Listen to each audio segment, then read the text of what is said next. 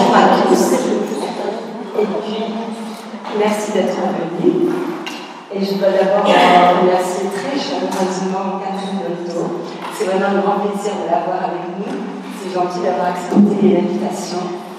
Et donc, je pense que ici, la plupart d'entre vous connaissent très bien Catherine Dolto, mais je vais quand même présenter un peu son itinéraire. Donc, parce que vous avez un parcours particulier qui révèle une curiosité pour toutes les facettes de l'être humain. Vous avez étudié la sociologie, vous avez étudié le théâtre, vous avez étudié la médecine, vous êtes spécialisé en pédiatrie, vous avez je finis, puis vous avez écrit des centaines de livres, plus d'une centaine de livres sur les petites choses de la vie, les mots à transmettre aux enfants sur la vie. On en parlera tout à l'heure. Vous poursuivez l'œuvre de votre mère, Françoise Dolto, qui était évidemment psychanalyste et pédiatre, et aussi votre père, qui lui, Maurice Dolto, était kinésithérapeute. Non. Ah, il n'était pas kinésithérapeute. Alors, vous pouvez refaire ce que j'ai vu. Mais enfin, je vous ai dit tout à l'heure. Ah, mais je suis allée chercher les témoins. Donc, disons, en tout cas, je sais que votre père vous a sensibilisé aussi. Tu peux mettre la chose comme ça. Il faut parler comme ça. Donc votre père qui nous a quand même sensibilisé peut-être encore plus au rapport au corps, qui nous est quand même cher. Ensuite, voilà,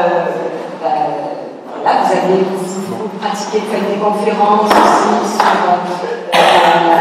le classique, et également des conférences en mode clown. Vous allez pratiquer sur des sujets qui vous tiennent à cœur. Donc on peut dire que mine de rien, vous avez un parcours particulier et très intéressant. Si vous voulez ajouter quelque chose, voilà. Ce que je veux ajouter, c'est que mon père était rhumatologue. C'était un émigré russe et à l'époque, en Russie, tous les médecins pratiquaient la médecine physique. Donc il a fait une école de kinésithérapie pour compléter et après il a refondé la kinésithérapie française dans quelque chose qui est devenu maintenant les normes Fondation Maurice Dolto. Mon père et ma mère travaillaient beaucoup ensemble.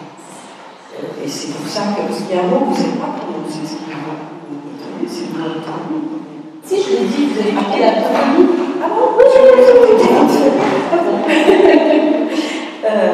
Et donc, peut-être que les gens voudraient savoir ce que c'est que la toponymie. On va en parler. Je vous suis. Alors, dans le thème de notre rencontre, c'est donc éducation et sécurité affective. On va essayer de voir comment accompagner au mieux les enfants pour l'avenir. Donc, vous commencez déjà à les accompagner avant même leur naissance.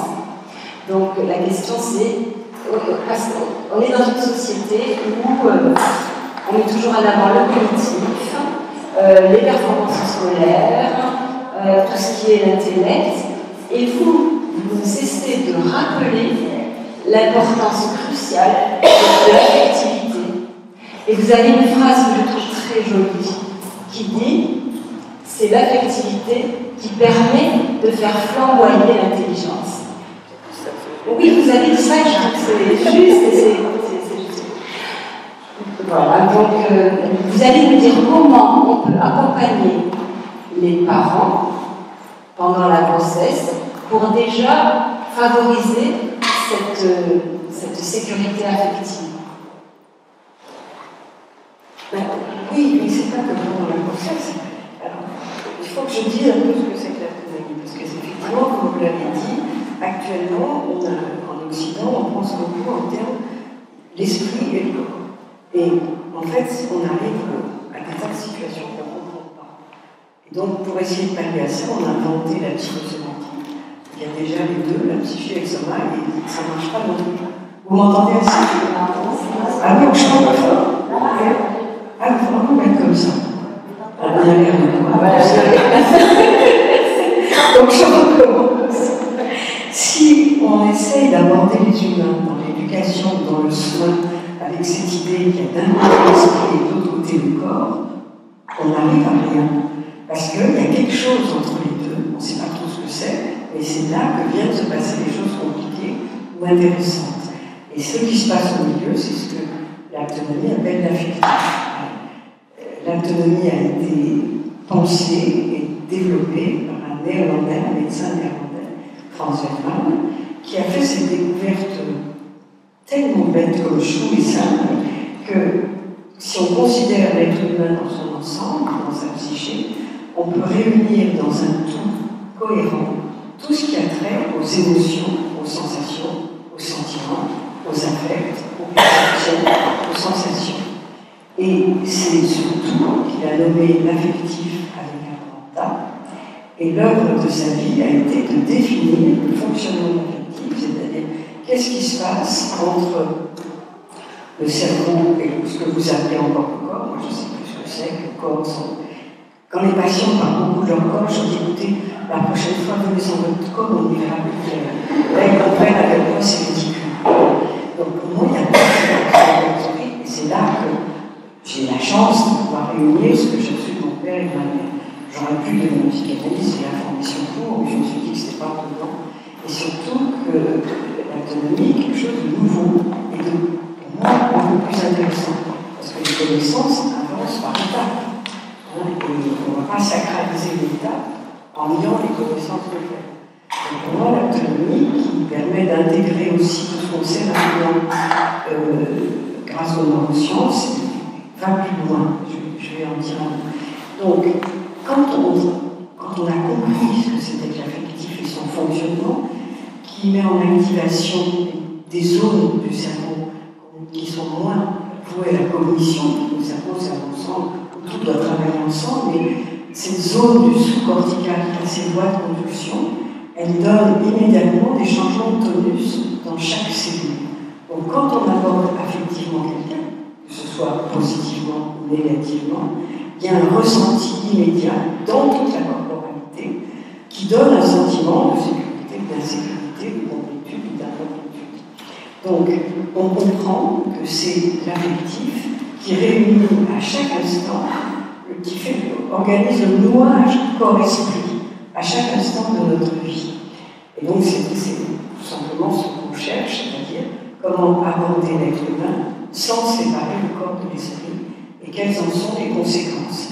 C'est pour ça que l'autonomie est transdisciplinaire par essence, parce que nous formons des infirmières, des ostéopathes, des médecins généralistes, des puéricultrices et aussi des psys. Parce qu'avec cette clé de lecture-là, on peut revisiter tous les métiers de soins, d'éducation. Et il y a tout un travail en soins palliatifs aussi. Donc on peut commencer dans la vie prénatale et on peut accompagner les gens dans la mort aussi avec l'autonomie et travailler avec les enseignants. Donc, dans ma pratique quotidienne, il y a à peu près un tiers, suivant les périodes, d'accompagnement pré- et post-natal et de thérapie, de psychothérapie, mais avec l'autonomie d'adultes, d'adolescents, d'enfants, etc. Et c'est vrai que, comme j'ai beaucoup travaillé avec ma mère, on pourrait dire que je suis au confluent de ces deux corpus de connaissances, où je pioche dans la psychanalyse ou dans l'autonomie, en fonction des situations. Et c'est vrai que j'ai été formée à la pédiatrie, mais à une époque où la médecine générale était tellement intéressante. J'ai travaillé à l'hôpital comme pédiatre pendant 4 ans, je suis médecin de PMI, et juste avant de passer le dernier concours de pédiatrie, j'ai dit je pourrais plus soigner les grandes personnes, donc je n'ai pas passé le dernier concours. Parce qu'à l'époque, la médecine était très militante. C'était le MNAC, c'était le planning familial, c'était des combats pour le droit à l'avortement, pour le soin des migrants, etc. J'avais pas envie de renoncer à ça. Et grâce à ça, quand j'ai rencontré Frans Wellman, j'ai tout de suite compris que c'était ce que je cherchais depuis toujours, c'est-à-dire de pouvoir travailler Pourquoi je faisais de la sociologie? Parce que pour moi, un être humain ne peut pas se séparer de son contexte culturel, social, etc. Le théâtre, c'était aussi une fascination pour provoquer des sentiments et dans ce lien particulier avec les autres. Et finalement, toujours avec j'avais une espèce d'obsession, à l'époque, pour la question de la trajectoire, c'est-à-dire, dans une vie humaine, une vie humaine, c'est une trajectoire. Et quelles sont les influences des débuts? Tous les mathématiciens savent que c'est dans l'origine de la courbe. On comprend la suite. Et nous, les médecins, je ne regarde pas ceux qui sont... Nous, les médecins, on nous demande d'intervenir, les soignants en général, à un temps T, une trajectoire, sans se soucier de d'où elle vient et où elle pourrait aller. Donc, j'ai développé un sentiment, quelquefois je suis trajectoirologue, aussi parce que, pour des raisons personnelles, c'est-à-dire que j'ai eu une naissance très angoissante pendant que ma mère avait un accouchement super sympa. Et j'ai mis 35 ans à comprendre, et je l'ai compris grâce à l'autonomie. Parce que l'accoucheur, il a compris que mes parents ne comprenaient rien, c'est écrit, tout médecin qui c'était. Et c'était un vieux manoir breton, pas de péridurale, pas de césarienne, rien. Et il s'est dit, si je leur dis la vérité, ça va être très compliqué. Donc j'étais complètement coincée. Donc il m'a repoussé l'hétéro et replacé. Et il n'a pas pensé du tout que ça pouvait laisser. Il n'y a que lui et moi qui savions. Sauf qu'il n'a pas pensé à en parler à mes parents. Et donc, à la suite de ça, j'ai fait une toxicose, une anorexie à 15 jours, etc. Et ma mère m'a sauvée en comprenant ce que je voulais à 15 jours. Et j'ai commencé ma vie avec un intérêt passionné pour les moments charnières de la vie et pour les trajectoires. Et j'ai fait 2 longues psychanalyses. Je faisais toujours les mêmes rêves. On m'a enfermée sans faire exprès, 36e cas, 25e année. Et ce qui était angoissant, c'est que personne ne savait que j'étais en danger. C'était ça qui était angoissant. Et quand j'ai commencé les médecins, je me disais, c'est absurde de s'occuper des bébés avant la naissance et pas après, parce que personne ne s'occupe en continuité. Et ça, c'était impossible à faire avec la médecine telle qu'elle est maintenant, sauf en néonatologie et tout ça. Et donc, quand j'ai rencontré l'autonomie, Franz Wehrmann, je me suis dit, ah mais oui, ça c'est très intéressant. Et lui, il voulait se retirer, il ne voulait plus soigner, il ne voulait plus transmettre. Et on a été 2 à être tellement insistants qu'il a dit, bon, d'accord, je vous formerai, mais vous vous engagez à former après moi et après moi. Mais d'abord, vous faites chacun une thérapie avec moi. Et dans cette thérapie, à la 3e séance, je suis tombée sur ma naissance. Et c'est là que j'ai compris ces rêves qui ont disparu du jour au lendemain. J'avais aussi, j'étais quelquefois réveillée par un cri, je cherchais une issue. 2 fois, j'étais en danger de mort, j'ai fait tout ce qu'il fallait pour me sauver jusqu'à un moment précis où j'ai arrêté. Et il y avait une fois en moi qui me disait, mais tu sais que tu es en train de t'en mettre au destin, et je me répondais oui. Et j'étais tellement sûre qu'on allait me sauver qu'on m'a sauvée. Une fois c'était en voiture, une fois c'était à chat. Et ça m'interrogeait. Et en fait, à la 3e séance de thérapie en auto, j'ai compris que tout ça, c'était ma naissance qui revenait, et je me suis confiée. Je me suis dit à un moment, j'ai essayé de sortir de ma position coincée, et je m'en suis remise aux grandes personnes qui m'ont sauvée, effectivement. Donc je rejouais ça tout le temps. Donc voilà, c'est pour ça que j'ai trouvé dans l'autonomie quelque chose qui m'a passionnée. Et donc, en accompagnant les grossesses et les accouchements, et en suivant les enfants jusqu'à 2 mois à peu près après la marche acquise, on est dans un registre préventif, en fait. Et en travaillant avec les adultes, l'auto-psychothérapie, c'est un outil qui permet de travailler là où la psychanalyse ne peut pas aller, c'est-à-dire dans les zones avant le langage. Et aussi, parce que c'est des traces amnésiques non conscientes qui sont dans la chair, et aussi parce qu'on ne peut pas s'aventurer dans ces zones-là dans un dispositif psy-classique. Parce que si on est allongé, ce qui est pour moi la vraie psychanalyse avec le thérapeute derrière, ça peut être trop aride pour aller dans des zones aussi anciennes, aussi insécures que la vie prénatale ou le début de vie. Et si on est face à face ou côte à côte avec le psychanalyste, le côté social ne permet pas d'aller aussi profond. Donc, pour moi, l'autonomie, la psychothérapie permet à la fois de travailler au niveau du moi conscient avec tout gentil névrosé comme on veut, tout va bien, c'est simple, ou bien de travailler avec des malades, des gros malades psychiatriques, beaucoup, avec des gens qui ont des traumas très précoces, des grands prématurés, des gens comme ça. Et là, on a un apport formidable. Donc on peut rester relativement en surface, et c'est très bien, parfois ça suffit. Et si c'est nécessaire, et seulement si c'est nécessaire, avec ces outils-là, on peut aller plonger en très grande profondeur. Et c'est pour ça que ça me passionne. C'est clair? Oui, j'ai une question. Ce que vous êtes en train de dire me fait penser un petit peu à ce que vous êtes en train de dire. Je me présente, je m'appelle Rosalina Mathéos, je suis psychanalyste sur Avignon. Ce que vous êtes en train de dire me fait penser au traumatisme de la naissance d'Otto Rank. Est-ce que sur le fait, ce que vous dites, d'Otto Rank, est-ce que vous pensez que toute naissance est liée à un traumatisme ou pas de fait? Pas du tout. Mais toute naissance est un événement considérable. Alors justement, tout mon travail, c'est de faire que ce ne soit pas traumatique.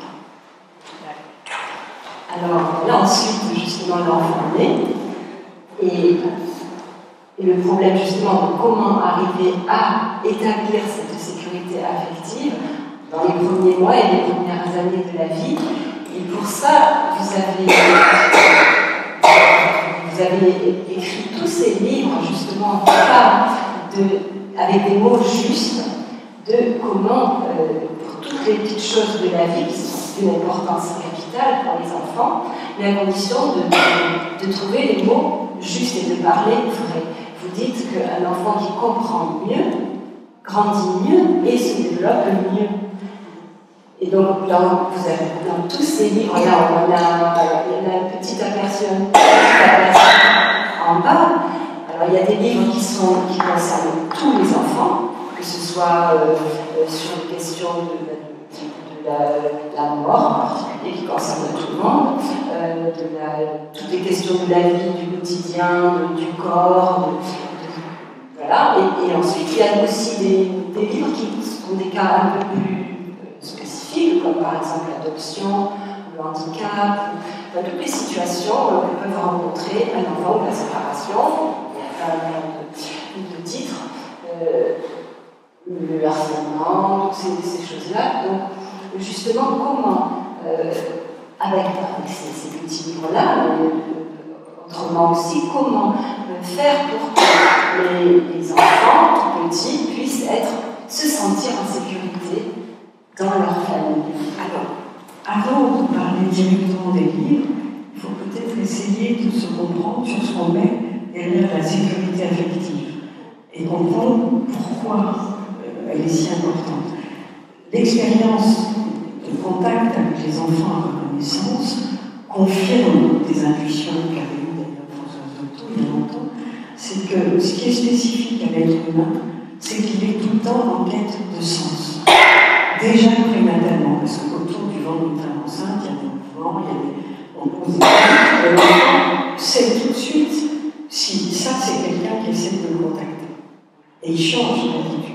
Quand sa mère est vraiment autour de lui effectivement, il s'anime d'une façon très particulière, sa colonne, et c'est comme si il se mettait, et comme s'il y a une mère une fois qui m'a dit ça, il m'a dit, mais quand je vais à sa rencontre, il s'anime. Et c'est le plus beau résumé. Un être humain a besoin des autres êtres humains, et il a besoin d'être appelé à la rencontre. Nous sommes malheureusement tous plein de trésors que nous ne connaîtrons peut-être jamais si personne ne les appelle, si personne ne nous convoque dans notre humanité. Et on s'aperçoit très tôt que l'enfant cherche à comprendre, cherche à jouer, mémorise, apprend. Et donc, la sécurité affective, c'est le fait d'abord de se sentir complet et dans un relatif sentiment de sécurité. Les bébés sont seul. Les bébés, quand ils ont mal ou peuvent dans une région, ils anesthésient cette région. Donc, ils arrivent parfois morcelés. Moi, j'ai des patients adultes des schizophrènes sortant de l'hôpital qui rentraient dans mon bureau en disant là aujourd'hui je suis répondu partout, je suis en morceaux. Donc le travail de la séance c'était de rassembler. Donc le drame des humains c'est leur cerveau. L'espèce humaine a inventé le gros cerveau qui fait qu'ils naissent tous prématurés. Personne n'a une pastille à donner à cette dame. L'objet de son manuel, c'est dommage. Donc, et le cerveau des bébés, on sait maintenant que le cerveau des bébés, c'est un joueur de poker. Ils cherchent tellement le sens, comment se passe, ils se disent ah oui, c'est ça la règle. Si ça arrive 2 fois de suite, il est sûr, c'est comme ça la donne. Si la 3e fois ça ne se passe pas pareil, il y a plein de choses qu'on a apprises comme ça. Et donc, pour un petit humain, très précocement est interpellé par ses parents dans un contexte affectif, ben, dans un langage un peu jargonnant, on peut dire on le constitue comme sujet, c'est-à-dire on le sort de son statut de spécimen de l'espèce humaine pour en faire un interlocuteur valable. Et à ce moment-là, déjà, on lui donne une place. Et sentir qu'on a une place, c'est déjà, ça fait partie de la sécurité.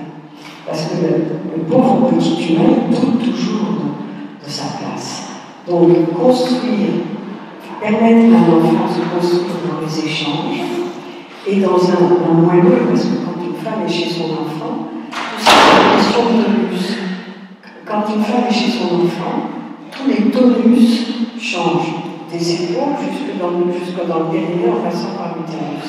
Donc pour l'enfant, dans son éprouvé, il y a un changement de moelleux. C'est dur, c'est moelleux, c'est tendu, c'est détendu. Et avec, il y a des sécrétions hormonales. Des sécrétions humaires angoissées, son liquide abouti n'a pas de même goût qu'une mère anxieuse. Donc c'est comme ça qu'on peut comprendre.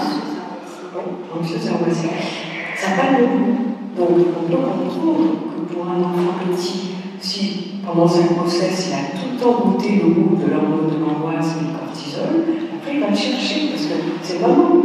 Parce qu'il ne faut jamais oublier, on dit trop souvent les psys, que pour un enfant in utero, sa mère, si, entendez les guillemets, mauvaise mère qu'elle soit aux yeux des soignants, moi je commence toujours les enseignements en disant je ne sais pas ce que c'est qu'une bonne mère ou une mauvaise mère, mais malheureusement, les soignants et les enseignants sont très volontiers jugeants. Apparemment, ils savent ce que c'est qu'une bonne mère, moi je ne sais pas. J'essaie de voir ceux qui se débattent le mieux qu'ils peuvent. Et il faut aussi toujours se dire qu'une femme qui est perçue comme ne pouvant pas bien s'occuper de son enfant, elle en souffre beaucoup. Et qu'on ne peut pas lui en donner une autre, donc il faut l'aider cette femme à la juger. Donc, pour l'enfant, cette femme-là, c'est celle qui a pourvu. Il n'y a pas de comparaison, donc elle est bonne mère. Toute mère in utero, elle est bonne mère du point de vue de l'enfant. Elle lui permet de survivre. Lui, il ne sait pas ce que c'est la différence entre vivre et survivre. Donc il va passer sa vie après à essayer de transformer cette mère qui, comme mère de nourrisson, n'arrive pas à pouvoir, à la retransformer en la bonne mère qu'il a cru qu'elle était pour lui à cette époque. C'est comme ça qu'on voit des gens de 80 ans qui sont toujours en train d'essayer d'améliorer leurs parents. Ça ne marche pas.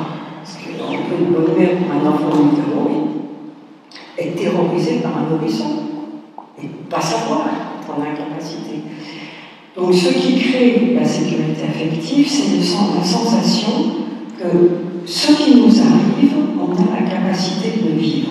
C'est-à-dire, c'est d'avoir un socle de sécurité affective, c'est un socle de souplesse. Parce que, bon, quoi qu'il arrive, j'ai assez de sécurité en moi pour m'adapter et faire face sans me perdre. Sans perdre ce truc dont tout le monde parle, mais personne ne sait vraiment ce que c'est, l'identité. Quelle est mon identité? Parce qu'on change tout le temps. La vie d'un bébé, c'est une suite d'équilibres précaires, tout le temps, parce qu'il suffit que quelque chose change. Et donc, comme à cause du gros cerveau, on est prématuré, on est le seul mammifère qui soit dépendant des adultes pendant très longtemps. Les autres mammifères, ils se lèvent, ils broutent au bout de 2 heures. Nous, regardez le temps qu'on met. Pour l'instant, ce qu'on pense, c'est que la verticalisation des humains, elle s'est faite au moment, à l'époque des Australopithèques. Et ça se passe déjà immédiatement. Bon. On pense que le développement du cerveau a fait que, parce que aussi les femmes se sont vraiment mises debout tout le temps, ce qui a fait rétrécir les bassins, les cerveaux grossissants et les bassins rétrécissants, ça ne passait plus. Donc la solution qu'ont trouvé les humains, c'est de faire naître les bébés prématurément avec des os du crâne encore mous, comme ça le cerveau peut grossir. Alors, ça fait que nous sommes livrés aux adultes pendant longtemps. Et il n'y a pas tellement d'adultes qui comprennent les bébés. Donc on est livré à des gens qui ne comprennent pas vraiment. Et ça, c'est très insécurisant. C'est pour ça que j'aime bien la provocation de dire que tous les bébés ont un syndrome de Stockholm. Parce que comme ils dépendent des grandes personnes, ils s'adaptent. Alors quelquefois, en s'adaptant, ils sont obligés de se construire dans une infidélité à eux-mêmes, comme une espèce de trouble, de vacillement identitaire. Et donc, ce qu'on pense maintenant, c'est pas qu'on pense, c'est de plus en plus prouvé, c'est que les séquelles d'événements traumatiques pendant la grossesse, et aussi en préconception, on peut en parler, et au moment de l'accouchement, et dans les débuts de vie, vont nous marquer toute notre vie jusqu'à ce qu'on trouve quelqu'un qui nous aide à comprendre qu'on repasse tout le temps par le même chemin. Parce que la vie humaine, c'est comme une spirale. Ça commence, c'est pas linéaire comme ça. Et quand on arrive à l'aplomb d'un événement qui a été traumatique, toute la spirale se met à trembloter, à dysfonctionner. Et c'est pour ça qu'à chaque fois qu'on a affaire à un moment charnière, alors on a toute notre vie, il y a le sevrage, l'entrée maternelle, entrer en nounou, sortir des études, rentrer dans la vie adulte, changer de boulot, se marier, divorcer, à la fin, c'est une ménopause, départ des enfants, mourir. Tout ça, c'est des charnières. Et on a tendance, à chaque fois qu'il y a une charnière, à reprendre les vieux plis qu'on a pris dans le grand premier passage du seuil, qu'est la naissance. Il y a une phrase d'Edmond Jabès qui est absolument bouleversante, très belle parce qu'elle est poétique, qui dit « S'il est vrai qu'en chaque mot, un mot tremble de naître, écoute, regarde le mot seul se débattre dans le mot seuil. » C'est très beau. Et c'est vrai que les humains ont tellement eu peur de mourir. Les bébés sont au courant que s'ils ne font pas une bonne alliance avec les grandes personnes, ils sont en danger de mort. Ils le savent. Donc, c'est pour ça que dans la pathologie des humains, il y a tout le temps la peur de l'abandon et la peur de la solitude. Tout le temps. Et que chaque repassage de charnière, l'insécurité primitive qu'on a vécue autrefois, a tendance à se réveiller. Donc, pour un petit, qu'est-ce que c'est que la sécurité affective? Ça passe par des choses très concrètes. Alors, dedans, il y a la parole, c'est-à-dire, puisque les petits cherchent du sens à tout et qu'ils ont des antennes de 3 km de long, quand il se passe des choses dans leur entourage, le plus simple, c'est de leur dire le vrai. Mais dire le vrai, c'est pas dire tout de la vérité. C'est-à-dire dire à un enfant, tu sens qu'en ce moment c'est tendu, etc., autour de toi, c'est pas la peine de lui dire parce que ton père a une maîtresse. Ça ne regarde pas. Dire le vrai, c'est dire ce qui lui permet, au niveau où il est, de faire du sens. C'est-à-dire lui dire surtout le grand truc, et ce n'est pas ta faute, tu n'en es pas responsable. Puisque les humains adorent se culpabiliser, alors que la culpabilité est le poison le plus toxique pour l'être humain. Donc, c'est dire du vrai pour qu'il puisse être libre de faire ce qu'il a à faire, c'est-à-dire grandir et se développer, sans prendre en charge toutes les tensions et les souffrances des grandes personnes. Parce qu'on ne le voit pas, mais les bébés, les petits, ils portent toute la charge des grandes personnes. Alors, on sait maintenant, je dis un mot sur l'épigénétique. Est-ce que tout le monde sait ce que c'est? Ou est-ce qu'il faut que j'en dise un mot? Il y a deux choses qu'on entendait quand on était petit, nous, c'est les gènes, c'est le destin. Donc, paf, les parents se rendent compte, ils font le mot distribution de gènes, et c'est foutu. Vous êtes comme ci, vous êtes comme ça, et voilà. Et on nous disait aussi, on perd des neurones chaque jour, c'est une catastrophe. Alors, maintenant, on sait que c'est fou. On sait que nous sommes des êtres de dialogue. Donc, notre génome est de contradiction. Alors, on peut dire un mot là-dessus. Dans la vie fétale, nous nous construisons dans un système contradictoire permanent. C'est-à-dire qu'un événement doit se passer, un organe doit se former, il y a un facteur facilitant et un facteur inhibant. Et c'est dans cette discussion entre les deux facteurs que nous nous construisons. Donc c'est pas étonnant qu'on soit tout le temps dans une contradiction. Sinon on ne serait pas né. Donc c'est intéressant déjà de se souvenir de ça. Donc, et puis nos gènes sont en dialogue permanent avec le monde extérieur. Ce n'est pas les gènes en fait, qui sont modifiés, c'est l'expression des gènes par des phénomènes chimiques de méthylation, déméthylation. Ça veut dire que, imaginons deux jumeaux totalement identiques, ce qui déjà n'existe pas. Mais bon, déjà au bout de 32 heures de développement vital, ils ne sont plus les mêmes. Parce qu'il y a eu des évolutions des protéines qui entourent les gènes, qui font que les gènes ne vont pas s'exprimer de la même façon. Et ça dépend s'il y en a un qui est en travers, un qui écrase l'autre, etc. Il y a tout un travail qu'on fait, nous, avec les jumeaux, justement, pour qu'il n'y en ait pas un qui écrase l'autre, et aussi pour que celui que la mère sent moins répondre ne soit pas tout de suite qualifié de « Ah oui, mais réponds-moi, ça m'intéresse moins ». Déjà, alors que c'est juste parce que ces réponses, elles ne sont pas pareilles. Et donc, l'épigénétique nous montre à quel point ce qui se passe pendant la grossesse va influencer, c'est-à-dire que les gènes au moment de la conception, c'est comme la distribution des cartes au moment du début de la partie. Et déjà au moment de la naissance, on n'a plus le même jeu. Et au moment de la naissance et des premières années de vie, il y a aussi des gros remaniements épigénétiques. Donc déjà, c'est très important d'avoir compris ça. Et on a compris aussi que ça se passe du traumatisme avant la conception, chez la mère ou chez le père, influence aussi leur descendance avant la conception. Ça, c'est beaucoup plus difficile à accepter, à comprendre, et c'est parce que les traumatismes s'inscrivent dans les cellules sexuelles. C'est par le spermatozoïde ou l'ovule que ça passe. Donc, tout ça, ça nous donne une grande responsabilité. Et l'autre grande découverte, c'est la plasticité neuronale, c'est-à-dire que nous passons notre temps à ratasser notre cerveau en fonction de ce que nous vivons.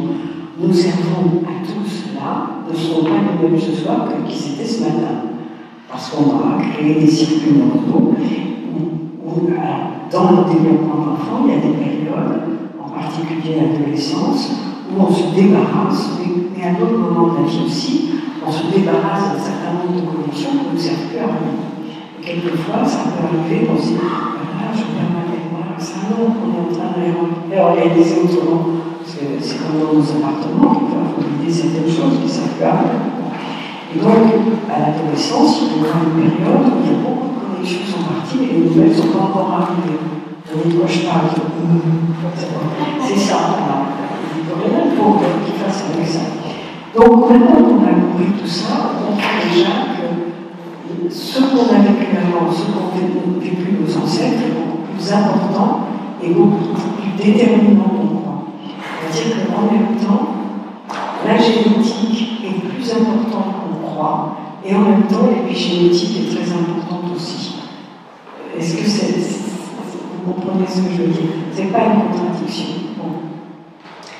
Donc, après ça, donc un tout petit qui est tout le temps en attente et en interaction, même si on ne le voit pas, parce qu'on ne sait pas voir quand un bébé est en quête de sens, et le cerveau des humains, il est programmé pour parler.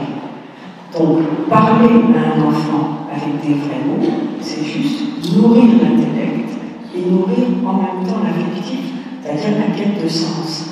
La quête de sens, elle n'est pas uniquement intellectuelle, elle est affective parce qu'elle est tout le temps sous-tendue par « et moi là-dedans est ma place ». Et qu'est-ce que je fous là-dedans? Et qu'en est-il de l'amour qu'on a pour moi et de l'amour que je peux avoir pour les autres, que j'ai le droit d'avoir pour les autres? Tout ça est tout le temps en question derrière la quête de sens.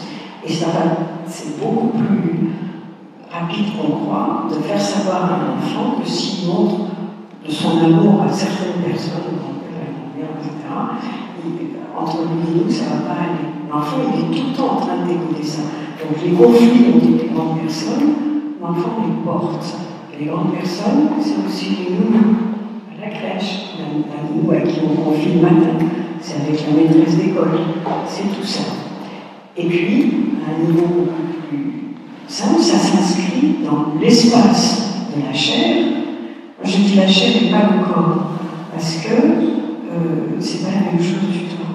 On comprend très bien si on passe, en passant par quantique des quantiques, ça ne change jamais de mal, on dit, une femme dit, elle est la chair de ma chair. Bon.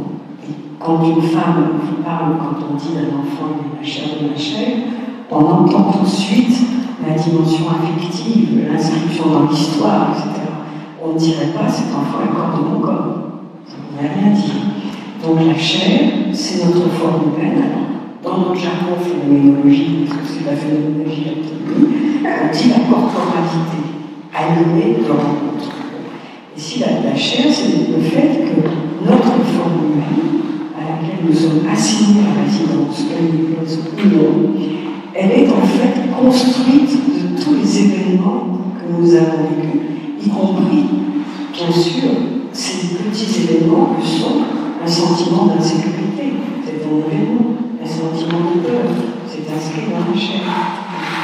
Donc, pour l'enfant, la sécurité affective va tenir à des choses aussi simples que qui va venir me chercher, à quelle heure et pour faire quoi. Donc, il y a l'inscription dans l'espace de la chair. Qu'est-ce que ça me fait quand je vois cette personne? Je me sens kiki, j'ai mal au ventre, j'ai envie de faire pipi, n'importe quoi. Et dans le temps, puisque je suis tout le temps dépendant des grandes personnes, qui va venir me chercher et comment ça va se passer entre les deux grandes personnes dont je suis dépendant. Tout ça, ça fait partie authentiquement de la sécurité affective. Et la sécurité affective, c'est aussi la confiance en soi et la construction d'un discernement. Dans notre société, où on passe notre temps à nous proposer des choses, à nous bombarder d'informations, à nous bombarder de propositions, de promesses de bonheur qui ne sont jamais venues. Lisez ça, vous deviendrez intelligent, c'est très très grave de ne pas savoir ce qui est bon et ce qui est mauvais pour nous. Donc, dans l'accompagnement pré- et post-mental, nous commençons l'éducation du discernement, qui a déjà commencé immédiatement, puisque pourquoi l'enfant vient vers une voie et pas vers une autre? C'est intéressant ça. À 4 mois, je les assois sur mon genou et je mets devant eux 2 perruches différentes de couleurs et de sons différents. Et je leur dis, maintenant il faut que tu nous montres laquelle tu préfères. Et c'est une façon d'attirer l'attention des parents sur le fait qu'une des choses les plus importantes de l'éducation, c'est de tout le temps les inviter à dire qu'est-ce qui est plus vrai que, qu'est-ce qui est plus beau que, qu'est-ce qui est plus juste que, à tes yeux. Ça ne veut pas dire que tu as raison, mais toujours les inviter à régler leur boussole intérieure, celle qui éclairera leur intelligence rationnelle. Qu'est-ce que tu sens plus juste que? Non, on ne le fait pas assez. Et c'est comme ça qu'un enfant se construit, et c'est comme ça qu'un enfant apprend à sentir ce qui est bon ou ce qui est mauvais pour lui. Et qui construit la confiance, quand quelque chose est mauvais pour lui, pouvoir aller en parler à une grande personne. Parce qu'il a confiance. Donc ça se construit dans les échanges de paroles vraies, en accueillant ce que dit un enfant, sans le culpabiliser et gronder si ça nous dérange ce qu'il nous dit. Et en même temps, la confiance dont il ressent, qui fait qu'il se dit, ça c'est pas bien, il faut que j'aille en parler. Moi je suis frappée du nombre d'enfants qui sont soit harcelés, soit agressés sexuellement, et qui n'en disent rien à leurs parents. Ça, c'est quand même le témoin d'une très grande insécurité affective. Donc on en voit tout le temps maintenant. Donc c'est construire, dans le fond, dans ce qu'on fait dans le travail prénatal, c'est que personne ne peut dire mon enfant ne n'arrivera rien de grave. Mais on peut dire, je vais lui donner un capital de sécurité intérieure qui pourra s'adapter toujours sans se perdre. Et c'est pour ça, par exemple, que pour aller à l'école, un enfant, il y a des critères très simples pour qu'un enfant petit puisse rentrer à l'école sans se perdre. Parce que la peur du groupe peut faire qu'un enfant se moutonise en suivant les autres, mais en renonçant à lui-même. Et ça, c'est très simple. C'est ma mère qui m'a appris ça. Pour qu'un enfant puisse aller à l'école maternelle sans danger pour son essentialité, il faut qu'il sache, qu'il soit propre de jour, savoir se laver, s'habiller, manger seul, connaître le nom de ses 4 grands-parents, même ceux qui ne connaîtront jamais, et connaître l'interdit de l'inceste. S'il y a ça, il peut aller à l'école tranquillement. Ben, ils n'ont pas tout ça. Alors l'interdit de l'inceste, c'est peut-être comme ça, on dit à un enfant, est-ce que tu connais la grande loi des humains?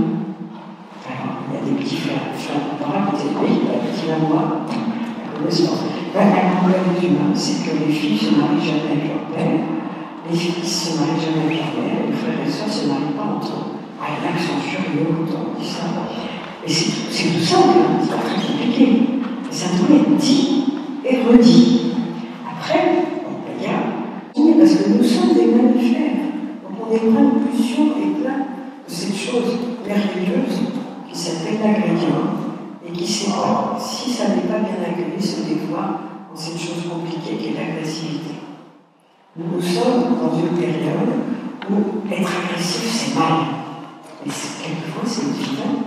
Il y a des enfants qui n'ont que ce moyen pour être vivants, les enfants en souffrance. Donc si en plus, quand ils s'expriment, ils ont vraiment oublié qu'ils sont mauvais, ils peuvent difficilement sortir de l'agressivité. Alors, l'agrédior, c'est ce qui fait qu'un bébé, qu'un nouveau-né réclame à manger. En latin, agrédi, ça veut dire j'y vais, j'entreprends. Avoir l'agrédior, c'est avoir la niaque. Donc, un enfant qui n'a pas d'agrédior, il va se laisser mourir, il ne va rien demander. Et les petits humains, ils arrivent, montés en série, avec entre 4 et 6 fois trop d'agrédior par rapport à une grande personne. C'est ça qu'on appelle le pulsionnel, l'animalité, tout ça. Donc, si l'agrédior est reconnu comme une force bonne et dynamique, mais contenue dans l'éducation, tout va bien. Si l'agrédior est culpabilisé, alors il se dévoile en agressivité. Et la sécurité affective dépend beaucoup de l'accueil qu'on fait à la maison. C'est la métaphore la plus claire, c'est celle d'un fleuve puissant. Alors, il y en a qui ont un petit filet d'eau, l'autre c'est l'euro. Si vous laissez ce fleuve faire en tant que fleuve, il va faire tourner les moulins, etc. Si vous faites un barrage mal foutu, le même fleuve va faire des catastrophes. Donc, un petit humain doit être humanisé. Ça ne suffit pas d'être né d'un homme et d'une femme pour se développer comme un humain. Qu'est-ce qui humanise? C'est la sécurité affective qui dépend du sens qui est donné et partagé, et le fait d'être contenu. Contenir, ça n'est pas cadré. Vous voyez, cadré, on se colle dans les coins. Contenir, on peut jouer les parents, comme on fait dans la vie prénatale. Et on peut interagir avec les règles qui vous sont données. On peut jouer avec. C'est un jeu. Les petites transgressions de l'enfance sont aussi des questions. Si on les prend comme des questions, ou si on les tacle comme des méchancetés, c'est pas la même chose dans l'éducation. Donc voilà, peut-être que j'en ai assez dit. Maintenant, répondre à vos questions.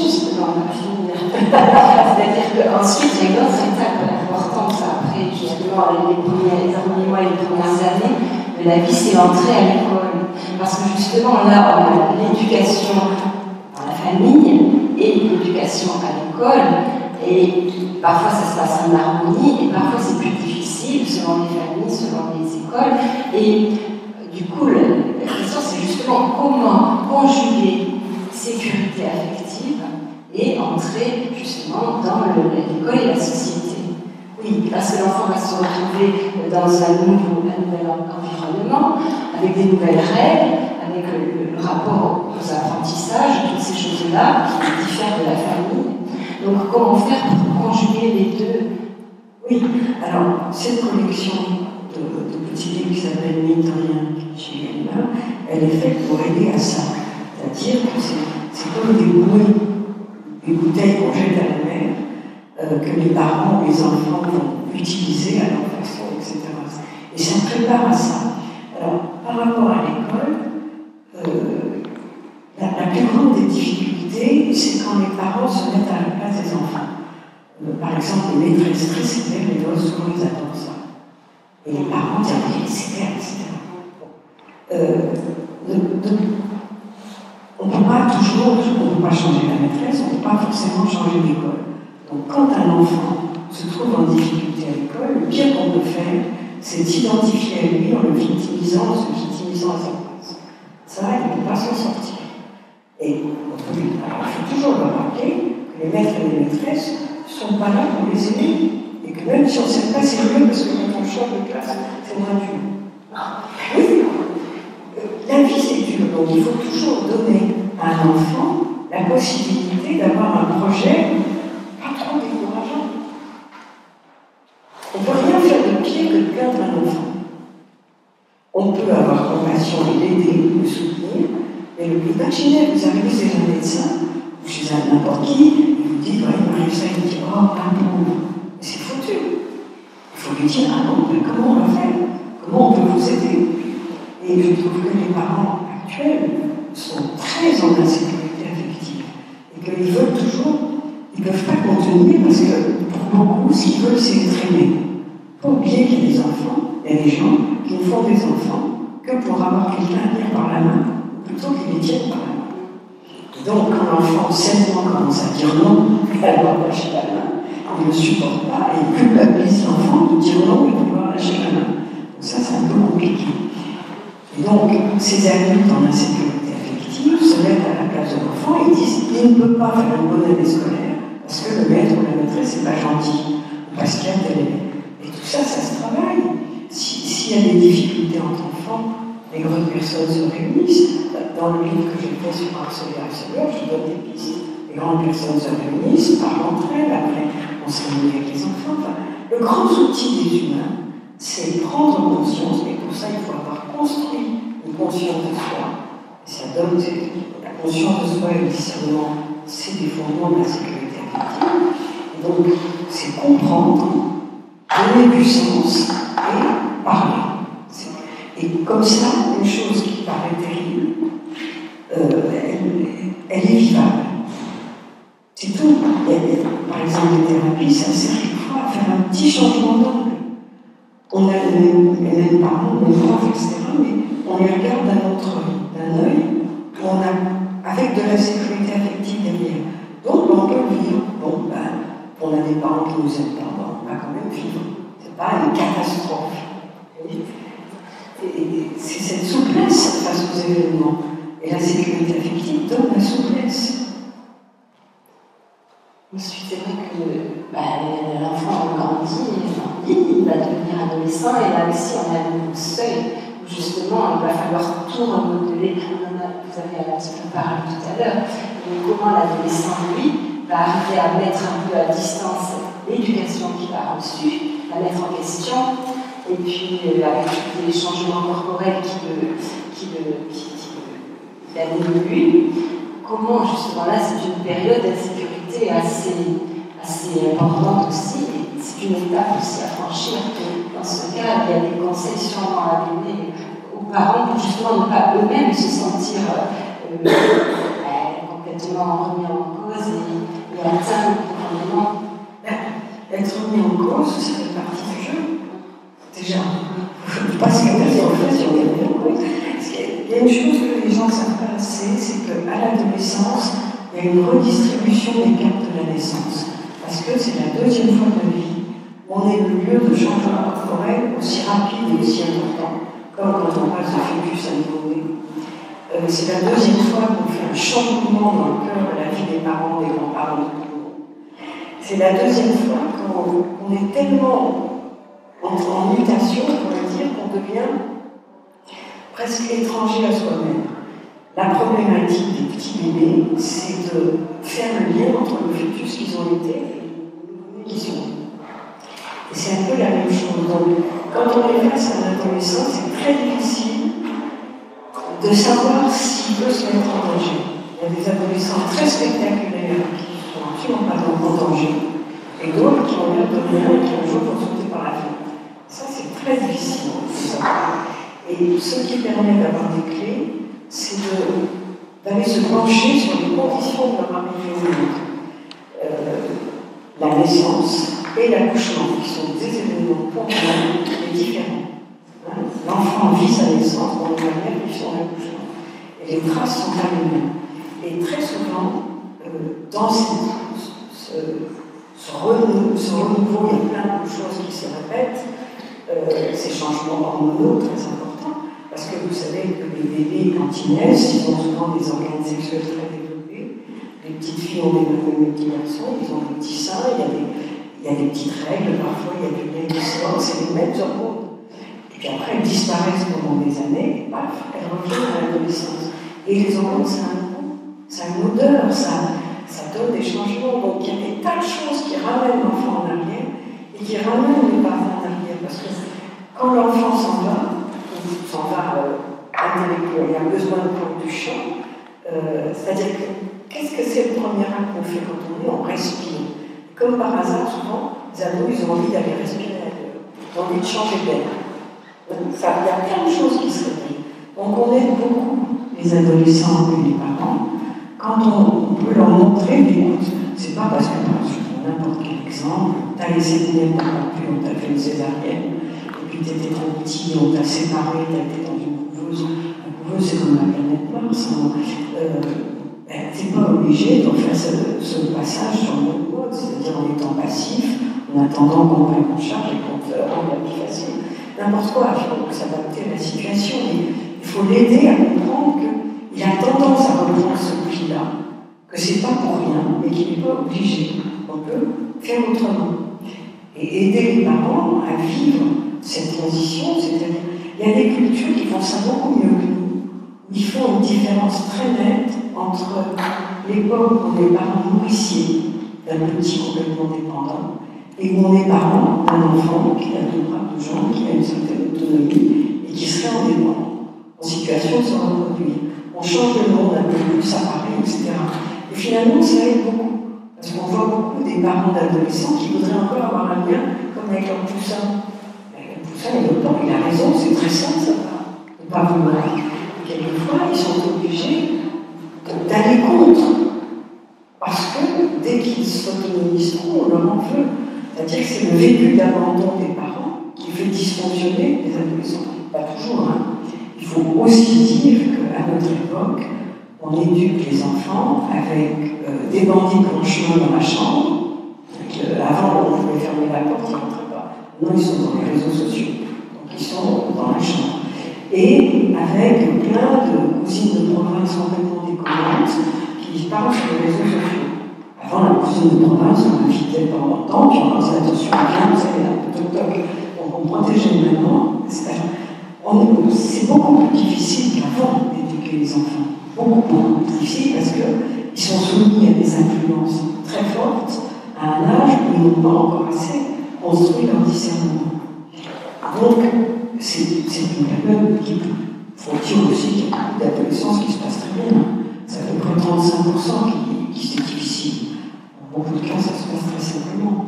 Mais c'est comme autour d'arrivée d'un nouveau-né. Il y a des parents qui font des dépressions du postpartum, il y en a qui font des dépressions parce que leur adolescent n'est plus leur petit poussin et qu'il faut qu'il aille ailleurs. C'est ça le paradoxe. Il y a deux paradoxes, monsieur. Anna Arendt disait « Nous sommes des êtres de commencement ». Ça veut dire que chaque humain qui arrive au monde a a potentiellement la capacité d'inaugurer extraordinairement. Et en plus, de nos jours, ils ont à leur disposition tout l'art, tout le savoir, toutes les connaissances qui ont été produites par l'espèce humaine depuis la nuit des temps. C'est quand même pas mal. Donc, nous avons tous cette capacité d'inaugurer. Quand je vois passer un groupe de gosses, je me dis peut-être qu'il y a Einstein dedans, peut-être qu'il y a Hitler, peut-être qu'il y a Mozart. Faire gaffe, mais le paradoxe, le premier, c'est que cette capacité d'inaugurer, elle nous est transmise. C'est-à-dire qu'il faut qu'il y ait un minimum de sécurité affective pour que les capacités cognitives prennent sens. On peut avoir plein de connaissances, si on ne sait pas penser ou discerner, on ne fait rien. On ne peut pas faire de la pensée avec ces connaissances. C'est le sous-tendu affectif qui permet de faire la pensée à partir des connaissances. Donc, on est tellement dépendant des autres qu'il y a sûrement des gens absolument formidables qui vont rester complètement éteints toute leur vie. Et l'autre paradoxe, c'est que plus on s'est bien occupé d'un enfant, plus on l'a aimé, plus il pourra partir loin aller aimer ailleurs. Donc c'est fou, quoi. On est là, on donne tout ce qu'il faut. La grossesse, l'accouchement, on s'en occupe. Tout ça, c'est pour qu'ils s'en aillent. Je m'en parle, c'est ça. Et ce que je pense profondément, c'est que nous tous, les sapiens qu'on est, on est le résultat de siècles de sélection négative. Comment ça négative? Parce que si vous savez ce que c'est qu'un bébé et qu'un petit, avec cette quête de sécurité, de sens, d'amour, etc., et que vous regardez l'histoire de la pédiatrie, l'histoire de la médecine, l'histoire des humains, vous voyez que par méconnaissance, et maintenant c'est triste parce qu'à méconnaissance on fait pire, par méconnaissance, ils ont tous été maltraités, tous. L'époque où il fallait les manger serrés parce que s'ils étaient en forme armée, ça représentait Satan, c'était potentiellement Satan. Ils étaient là entre soit ils représentaient le petit Jésus, bien soit Satan, c'est intenable, et puis accrocher les murs, parce qu'il ne fallait pas que les animaux les bouffent, et puis manger. Donc manger c'était bon, donc ils restaient dans leurs excréments, donc ils tombaient par le bras, les animaux, et puis ils tombaient comme des mouches, donc pas trop s'y attacher. Enfin, il n'y a qu'à regarder. Il y a un livre qui s'appelle Bébé du monde, vous regarderez, ils sont tous l'air tristes. Tous. Alors il y a des portrages, en fait, ils sont tous enfermés. La vie, c'est le mouvement. Le bébé, il a besoin de bouger. Et on apprend en ce moment, il y a toute une recherche très intéressante sur le décodage des mouvements des bébés et leur signification. Donc, évidemment que les plus sensibles et les plus intelligents, ils sont morts. Ou alors ils sont devenus fous, ils sont pas reproduits. Donc nous, là, on est le résultat de ça, c'est les plus rustiques. Qui ont survécu comme ça. Et avec en eux les traces de cette angoisse, cette insécurité, ce questionnement sans réponse, etc. C'est ça, nous.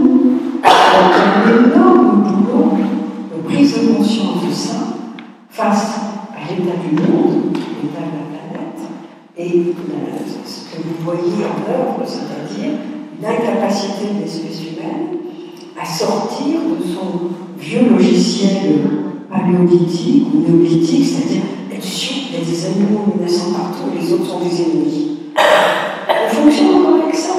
C'est ridicule.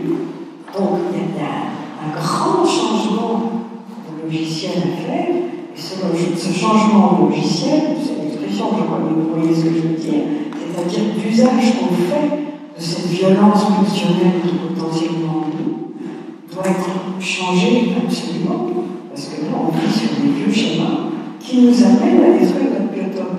On est le seul mammifère qui détruit son biotope.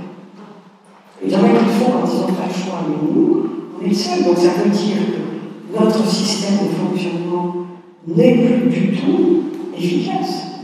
Et du coup, cet ingrédient mal accueilli génère de l'agressivité partout.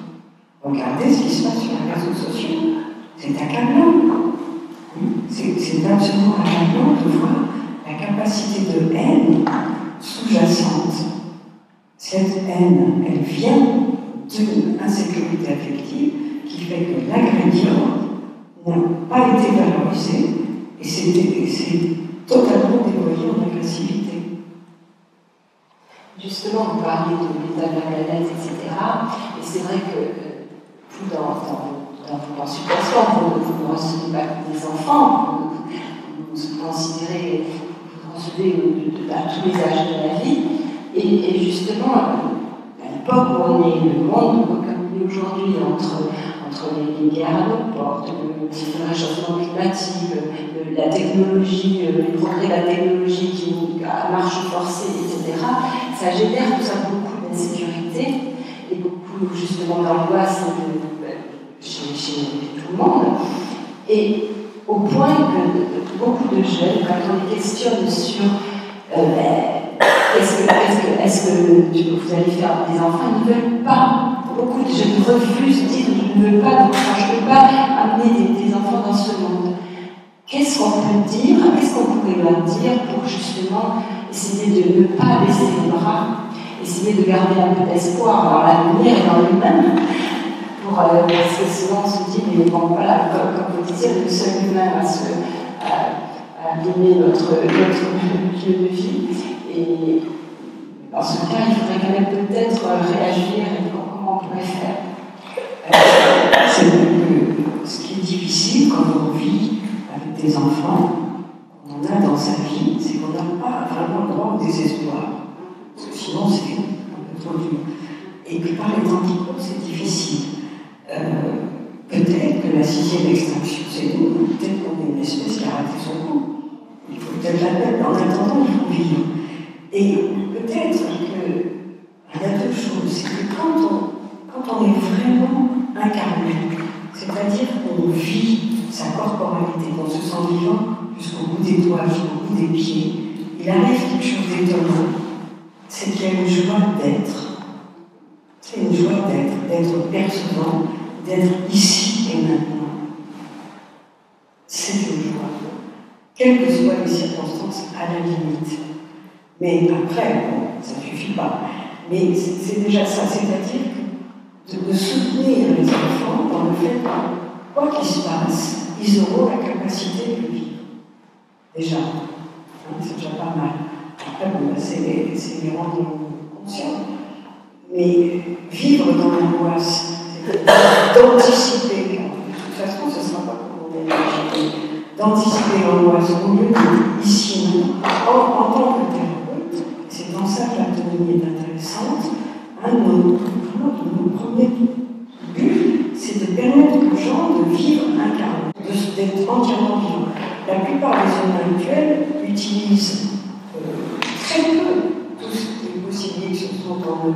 C'est comme si les gens avaient un appartement de 300 mètres carrés, et parce qu'ils ont construit des limitations, des limitations des interdits, ils vivaient dans le 4 mètres carrés.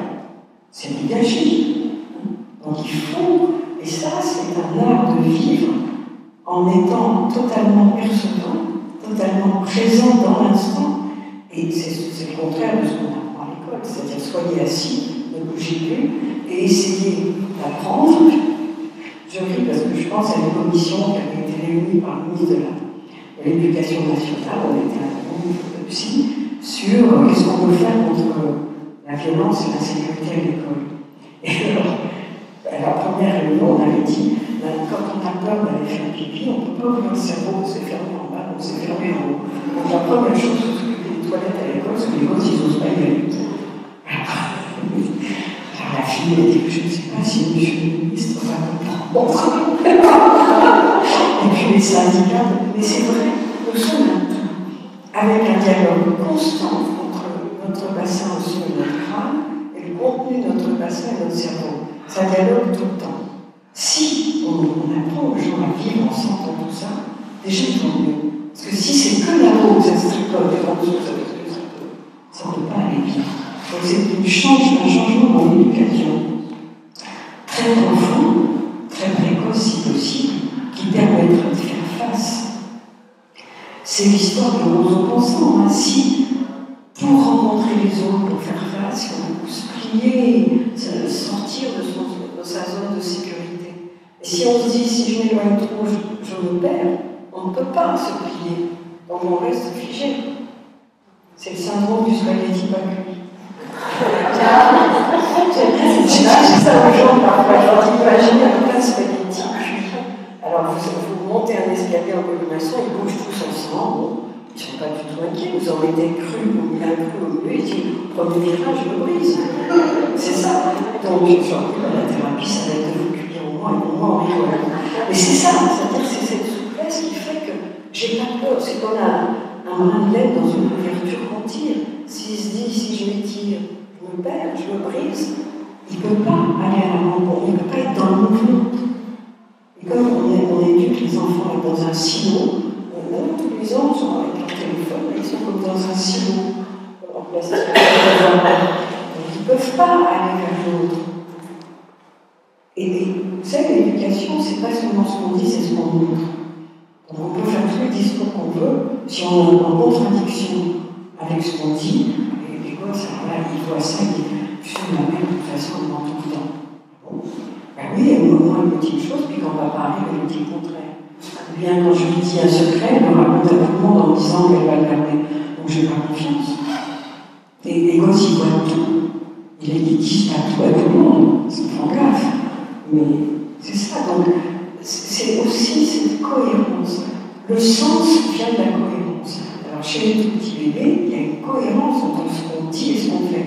Si vous prenez un bébé sous les bras, comme tout le monde fait tout le temps, en lui écrasant bien la cage thoracique, en le mettant dessus du vide, ils sont plein de vide, comme ça, bien écrasé, il dit je veux que tu sois libre et heureux, il vous prend rien.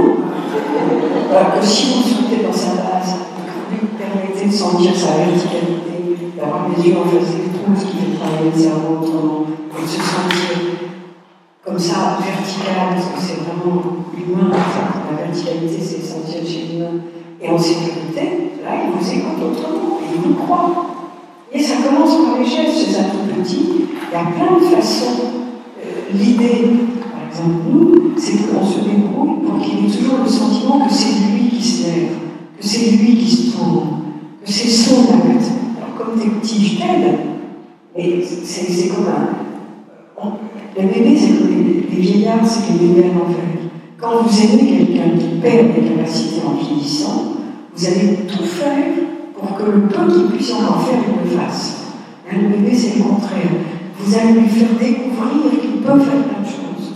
Et comme vous faites tout le temps à sa place et que vous le coincez, mais il ne le sait pas. Donc vous l'empêchez de découvrir ses richesses. Donc vous laissez penser. On va peut-être laisser la parole un peu si certainement vous avez des questions. Il y a un micro.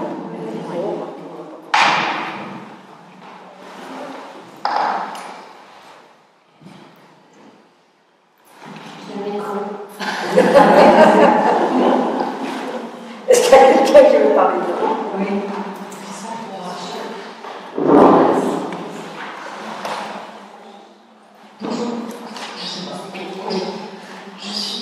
Merci pour la conférence. Je suis très étonnée d'apprendre que la autonomie n'est pas réservée qu'aux enfants et à tout âge. Ben oui, parce que ça se sépare beaucoup.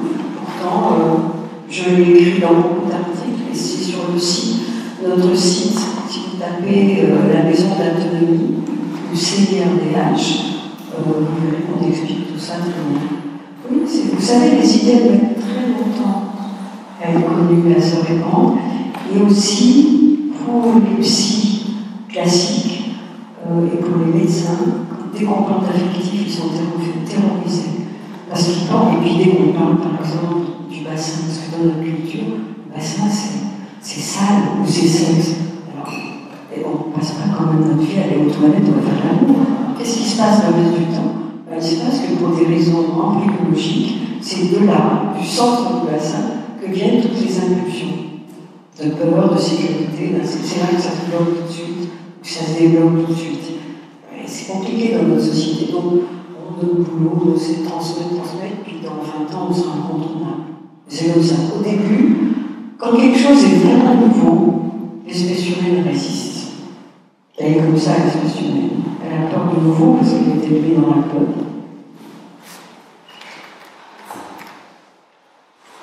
Mais si ça vous intéresse, je vous donnerai des références d'articles où je parle de ça.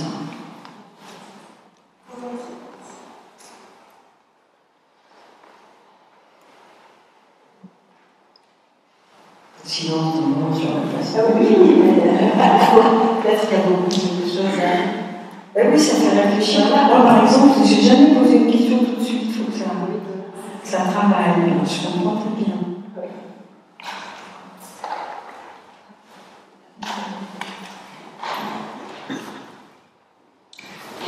Bonjour, je suis maman de jeunes enfants qui étaient autonomie pendant la grossesse. Donc, entre les de l'infidélité, mais je n'arrive pas à utiliser à visionner au niveau adulte. Au niveau de la conversation, est-ce que c'est un gestuel, est-ce que c'est un contact? Alors, j'explique un peu. Puisque vous avez été accompagné, vous avez compris, on a un outil qui est tellement bête comme chou que c'est sidérant. Vous passez votre temps à vous prolonger dans les objets. Si vous conduisez bien, vous sentez le volume de la voiture, vous n'avez pas besoin de savoir si ça passe. Si vous utilisez un instrument, ou si vous tournez une sauce ou du sucre dans votre café, vous vous prolongez naturellement dans l'instrument et dans la cuillère. Et comme le tact est le sens le plus discriminant de tous, vous sentez le moindre grain. Le tact, c'est très discriminant. Avec les humains, on peut faire pareil, mais c'est très différent parce qu'il y a tout de suite une interaction avec eux. Comme quand vous contactiez votre enfant, dès que vous êtes vraiment avec l'enfant, il nous dit, il fait ça, il dit, ah ouais, elle est là. Les femmes me disent, non, j'y suis là, non, votre enfant m'a dit, vous étiez pas encore là, il vous attend encore. Donc, avec les humains, on change de verbe, on va parler d'intégrer. Alors, c'est bête comme chou, quand on intègre, on pose la main sur l'épaule, on peut aller dans n'importe quelle partie de la personne, en se prolongeant chez lui. Et à ce moment-là, il y a comme une nappe de changement de tonus qui sont liés au oiseau cortical, qui fait que l'autre se sent en sécurité. Ce contact très spécifique qui s'apprend donne à l'autre immédiatement un vécu de complétude et de sécurité qui fait qu'il donne confiance et qu'il est en confiance. À ce moment-là, tout ce qu'il va pouvoir penser ou dire dans son histoire sera différent que s'il est assis comme ça, bien pensé. Alors, on fait d'abord 3 séances de découverte des phénomènes. Qu'est-ce qui se passe quand on va tatiner ou quand on contraint vous intégrer? Qu'est-ce qui se passe si vous sentez votre base? Qu'est-ce qui se passe si vous prenez l'espace à partir de la base? C'est pas une visualisation. Donc on installe les prémices d'une autre façon d'être au monde. Et faisant ça, déjà, on pose la relation d'une autre façon. Et à partir de là, et après chaque séance, ils vont peindre ou faire en maternité une représentation de comment je me sentais avant, comment je me sens après. Et après, on prend après 8 jours, et nous aussi, pour dire oui, on commence ou pas. Parce que c'est un type de thérapie où on est beaucoup plus engagé affectivement, et on doit pouvoir, nous, thérapeutes, dire non avec ce personnage, je ne comprends pas parce qu'elle me rappelle trop mon histoire. Pour vous dire, ça n'a jamais arrivé. Mais c'est un principe, on va dire s'ils ont envie de continuer comme ça. Et après, le travail se fait en 2 mouvements. Il y a un mouvement qui est de les aider vraiment à acquérir cette capacité d'être au monde totalement incarné dans l'ici et maintenant. C'est comme faire des gammes pour un musicien, ça s'apprend. Et à partir de là, on part en voyage dans l'histoire, on revisite autrement que s'ils sont uniquement dans le récit. C'est pour ça que nous, on a pas mal de psychanalystes en thérapie, parce que leur histoire, ils ne la connaissent pas par cœur, ils l'ont tricoté dans tous les sens, mais charnellement, l'angoisse est encore là. Et puis, il y a des zones, ça c'est ce que j'appelle les chagrins tissulaires. Il y a des zones où il y a eu un trauma qui a été réparé, le kiné, le chirurgien, tout le monde a fait son boulot, mais la zone reste comme ça. Et si on n'a pas été travaillé à mettre en relation cette zone-là et la base et les sentiments qui y restent, par exemple, je vous donne un exemple, une femme médecin, thérapeute d'ailleurs, qui avait une grosse chirurgie cardiaque. Eh bien, elle a été déstabilisée à la suite d'un événement dans une formation, et elle avait travaillé là-dessus, et ce qui restait, c'est qu'elle avait été opérée petite, et ses parents étaient des gens très simples, et elle a été opérée dans un hôpital très spécialisé, qui s'appelle Marie-Lagon, où c'est des médecins, où c'est que de la cardiologie très prestigieux, très pertinent, très compétent. Et Et ce qui l'avait gênée, c'est qu'elle sentait l'insécurité, le sentiment d'infériorité de ses parents face à ces médecins-là. Et ça, c'était resté là. Et il fallait évoluer avec la place. Bon, c'est des exemples. Après, parfois, par exemple, si les gens disent des choses, je dis, ah ça, c'est une histoire de 4 mois de vie postnatale. Donc, je le mets comme un bébé en situation de 4 mois. Ça dépend. Contrairement à la psychanalyse, c'est beaucoup moins codifié. Le cadre, c'est le thérapeute. C'est pour ça que c'est des formations qui sont très exigeantes et difficiles. Et on va être créatif quelquefois, on va utiliser du papier, puis on va dessiner ensemble, faire des gestes ensemble.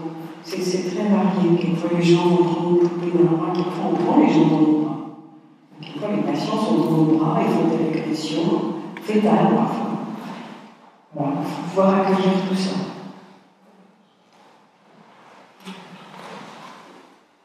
Où est-ce qu'on peut se former?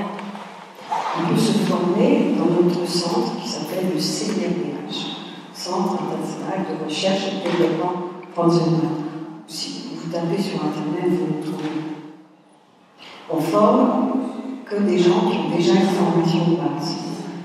Pour le pré- et postnatal, sage-femme, obstétricien, médecin, et éventuellement parfois des puéricultrices ou des ostéopathes ou des kinés qui travaillent dans une équipe de maternité, uniquement. Pour la température, mais il faut avoir une formation de base. Donc pour la psycho, pour l'aptoxie, il faut que ce soit médecin. C'est-à-dire qu'on peut faire cette formation sans devenir psychothérapeute, psychothérapeute, mais on va réfléchir son travail de médecin avec cette connaissance-là d'être humain. Sinon, c'est des psychothérapeutes, des psychanalystes, des psychiatres.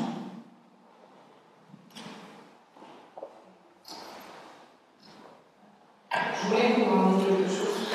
Je me mets. Attendez, je vous entends pas bien. Je m'appelle Madame Santos Catherine. J'ai 2 enfants. Un enfant de 30 ans qui est papa. Mais un plus jeune qui a 27 ans. Et comme ça. Et lorsque j'étais enceinte de mon premier enfant, il s'était mal retourné au niveau, enfin je parle, il n'était pas dans le bon sens au niveau de la naissance. C'était un très bel enfant, il était en siège. Et oui, il n'était pas encore retourné la tête vers le bas pour arriver pour la naissance. Et mon mari, alors je voulais vous le dire, maintenant vous avez le droit de parole sur mon expérience. J'ai dit à mon mari, parce que ça m'avait associé à l'époque, ce serait le petit se retourne. Et avec un mot, je n'avais pas de formation, mais j'avais entendu parler de la commune. Et je lui ai dit, bon, je suis quelqu'un aussi qui a mis ses mains sur mon ventre, et on a parlé au petit. Et l'enfant s'est retourné, il s'est mis dans le bon sens. Voilà. Moi, je n'avais pas de formation. Mais c'est ça, c'est que ce qui est terrible, c'est qu'avec l'autonomie, on est obligé de réapprendre aux gens des choses qui devraient être en nous. C'est ça. Alors, cela dit, ça ne marche pas toujours comme ça. Parfois, il y a des enfants qui restent en siège, il faut le respecter parce qu'ils ont la bonne raison, même si on ne les comprend pas. Il paraît qu'il faut qu'on s'arrête. C'est ça?